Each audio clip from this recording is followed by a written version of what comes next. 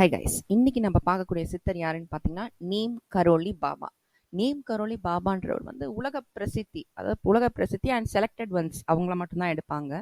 இதுல ரொம்ப ஆச்சரியமான விஷயம் என்னன்னா, ஸ்டீவ் ஜாப்ஸ் இருக்கார் இல்லைங்களா, அந்த ஆப்பிள் நம்மளாம் ஐபோன் யூஸ் பண்றோம், அதோடைய தலைவர், அதோட ஃபவுண்டர் எல்லாமே.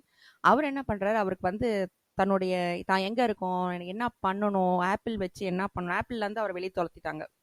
நீங்க இதுக்கு தேவையில்லைன்னு சொல்லி இன்வெஸ்டர்ஸ். இவர் என்ன பண்றாரு, இந்தியாவுக்கு இந்தியாவோட வந்த உடனே நீம் கரோலி பாபா ஆசிரமத்துக்கு போறாரு. நீம் கரோலி பாபா 1973லயே சமாதி ஆயிட்டாரு. ஆனா நீம் கரோலி பாபாவுடைய வார்த்தைகள் ஸ்டீவ் ஜாப்ஸ் ஆழமா உள்ள போகுது.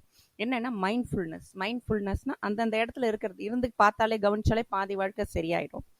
அதனால ஸ்டீவ் ஜாப்ஸ் திருப்பி அமெரிக்கா போய் திருப்பி ரீஸ்டார்ட் பண்றாரு ஆப்பிள் பெரும் பெரும் வெற்றியாகுது. அது நீம் கரோலி பாபாவையே சேரும் அப்படின்னு சொல்றாரு. மிக்க நன்றி.